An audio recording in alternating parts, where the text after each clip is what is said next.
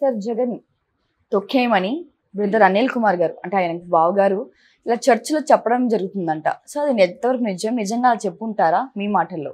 జగన్ పేరు చెప్పలేదు కానీ ఆయన ఒక రకంగా అదే ఎసెన్స్ అవుతుంది. ఆయన కడపలో రాజారెడ్డి వీధిలో ఉండే చర్చిలో నిన్న ఆయన సమావేశంలో మాట్లాడాడు. అందులో ఆయన ఏమన్నారంటే పాపులను తొక్కేయండి, పాపులను అణచివేయండి, భయపడకండి మీరు, ఆయన క్రీస్తు ప్రార్థనలు చేస్తే సరిపోదు, ధైర్యంగా ఎదుర్కోవాలి, పాపులను అణచివేయండి అనే పిలిపించాడు.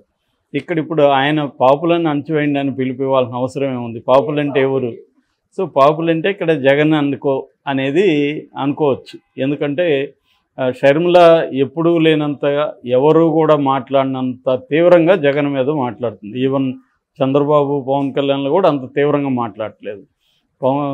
ఈమె షర్మిల అంత తీవ్రంగా మాట్లాడుతుంది. ఒక పక్క రాహుల్ గాంధీ లాంటి వాళ్ళు కూడా దీని మీద కొంత అసంతృప్తిగా ఉన్నారని వార్తలు వచ్చాయి. ఎందుకంటే దేశంలో కాంగ్రెస్కి నెంబర్ 1 ఎనిమి బీజేపీ, ఇక్కడేమో ఈమె నెంబర్ 1 ఎనిమి జగన్ అంటుంది. నిజానికి బీజేపీతో పొత్తులో ఉండేది చంద్రబాబు పవన్ కళ్యాణ్. వాళ్ళని ఒక మాట అనకుండా జగన్నే టార్గెట్ చేయడం వల్ల రాంగ్ సిగ్నల్స్ వెళ్తాయి. ఆల్రెడీ చంద్రబాబు షర్మిల ఒకటే, చంద్రబాబు స్క్రిప్ట్నే షర్మిల చదువుతుంది అన్న ఒక విమర్శ వైసీపీ వాళ్ళు చేస్తున్నారు. దానికి బలం చేకూర్చే విధంగా ఈమె వాళ్ళ వైసీపీ మీదనే అటాక్ చేస్తుంది. ఒకవేళ అధికారంలో ఉండొచ్చు, జగన్ వల్ల రాష్ట్రం నాశనం అయిపోయిందని నమ్మచ్చు.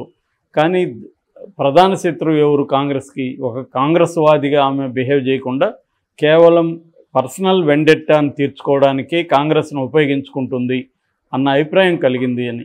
అందుకని షర్మిలకు కంట్రోల్ చేయడానికి ఇటు రేవంత్ రెడ్డి ఇంకొంతమంది ఒక 11 మందిని కాంగ్రెస్ తెలంగాణ నుంచి దింపాలని, అట్లాగే నేషనల్ వైడ్గా కూడా ఇటు ప్రియాంక గాంధీ, రాహుల్ అండ్ ఖర్గే, డికే శివకుమార్ ఇలాంటి వాళ్ళని కూడా అక్కడ దింపాలనేది కాంగ్రెస్ ప్లాన్ చేస్తున్నట్టుగా చెప్తున్నారు. అంటే కాంగ్రెసే ఆమె బిహేవియర్ పట్ల అసంతృప్తిగా ఉన్నట్టుగా చెప్తున్నారు. అదేదో ఫ్యామిలీ గొడవలాగా అయిపోయింది అనమాట. నిన్న కూడా సునీతని అదే ప్రశ్నించారు పులివెందుల్లో, నువ్వు ఆ విషయాలు ఇక్కడ మాట్లాడకు మాతో అని వాళ్ళు అడిగారు. ఎందుకంటే వాళ్ళ ఇష్యూ కాదు కదా, ప్రజల సమస్య కాదు అది. వివేకానంద రెడ్డి హత్య అనేది ప్రజల సమస్య కాదు, అది వాళ్ళ కుటుంబ సమస్య. ఆల్రెడీ పైగా కోర్టులో ఉన్నది డిస్కస్ చేయొద్దని ఆల్రెడీ హైకోర్టు కూడా నోటీసులు ఇచ్చింది.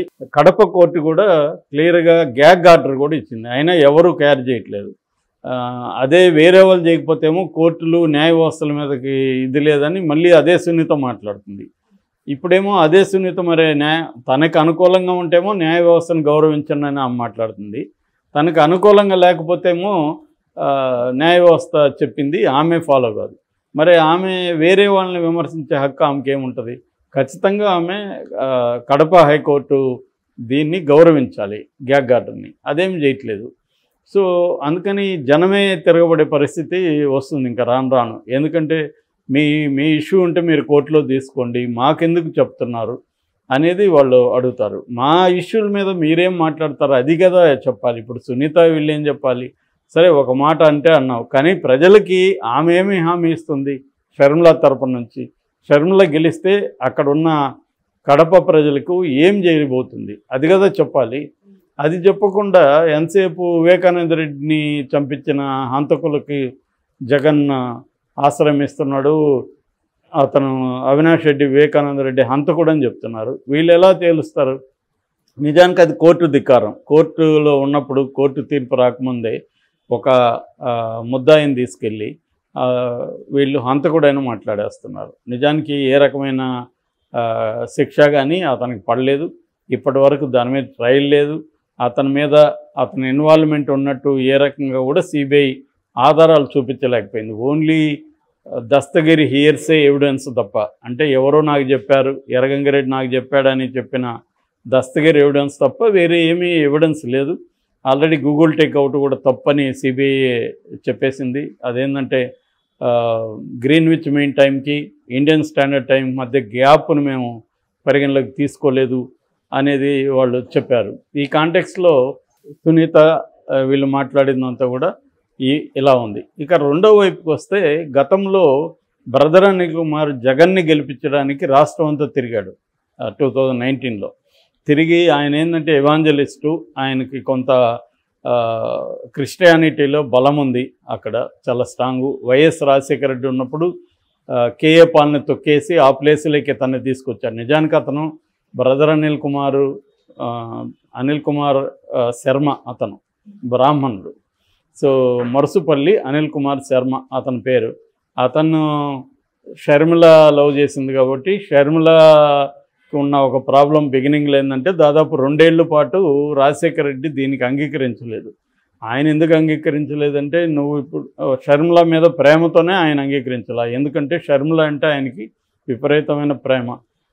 ఆమె రాసింది వాళ్ళ విజయమ్మ బుక్లో కూడా, రోజుకి లెక్కబెట్టి మరీ 100 ముద్దులు పెట్టించుకునేవాడు చిన్నప్పుడు కూతురు దగ్గర, అంత ప్రేమ అని. సో అలాంటి అమ్మాయి ఎవరినో వేరే కులం అతన్ని, వేరే మతం అతన్ని పెళ్లి చేసుకుంటే మొత్తం ఫ్యామిలీలో నిన్ను దూరం పెట్టేస్తారో, అది నాకు బాధ అవుతుంది అని ఆయన వాళ్ళ అమ్మాయిల మేనమామకి ఇచ్చి పెళ్లి చేశారు చందుకి. చందుకి ఈమెకి కాపురం జరగలేదు. దాంతో వాళ్ళు బాధపడి మళ్ళీ అది బ్రేకప్ అయింది. ఆ తర్వాత అతను ఒక యాక్సిడెంట్లో కర్ణాటకలో చనిపోయాడు చందు, చాలా కాలం తర్వాత. అయితే ఈ లోపల ఈమె ఏం చేసిందంటే, నాకు ఇక్కడ మైండ్ సరిగా లేదు, నేను అమెరికా వెళ్తానంటే వీళ్ళు కూడా ఒప్పుకున్నారు. ఆమె అమెరికా వెళ్ళింది.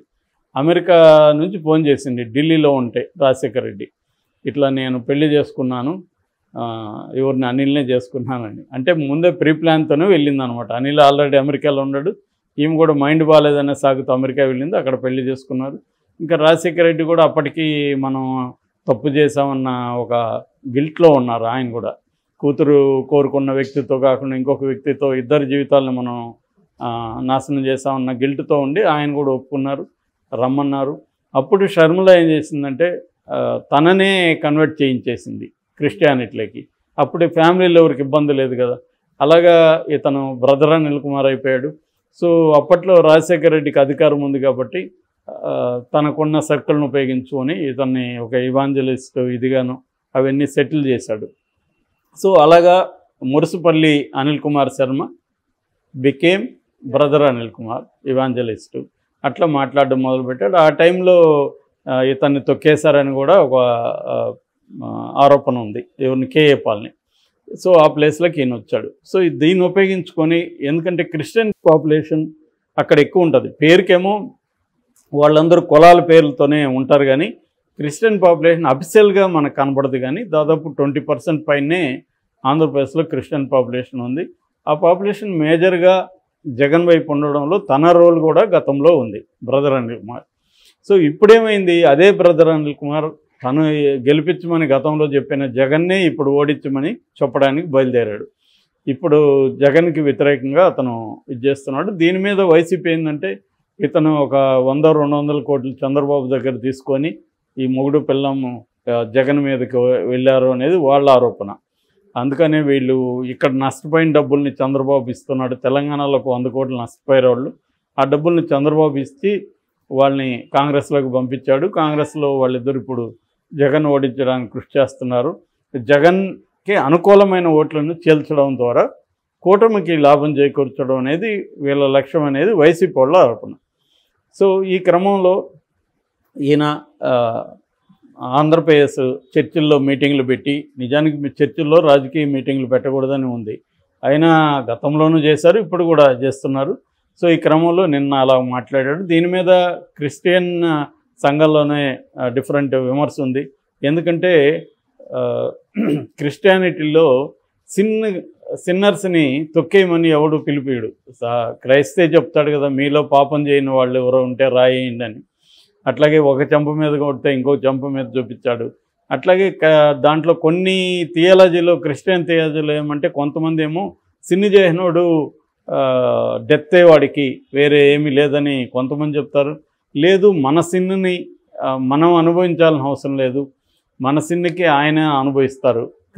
మన సిన్నర్స్ తరపునే ఆయన అనుభవించారు, సిలువ ఎక్కారు అనేది ఒక వెర్షన్ ఉంటుంది అన్నమాట. సో ఈయనేమో సిన్నర్స్ని తొక్కేయండి అని ఈయన పిలిపిస్తున్నాడు. మరి ఇది క్రిస్టియన్ ఐడియాలజీకి వ్యతిరేకం కాదనేది కొంతమంది వాదన. ఏదేమైనా కాదేది రాజకీయాలకు అనర్హం అన్నట్టుగా అయిపోయింది. మతం అయినా, క్రిస్టియన్ అయినా, ఎవడైనా, దేవుడైనా రాజకీయాలకి వాడుకోవడం అనేది చేస్తున్నారు. ఈ క్రమంలో ఒక సంచలనంగా మారింది. పాపుల్ని తొక్కేయండి అని కడపలో వెళ్ళి ఈయన పిలుపుకోవడం. మరి ఈయన పిలుపు ఎంత మేరకు క్రిస్టియన్స్ ఫాలో అవుతారనేది చూడాలి.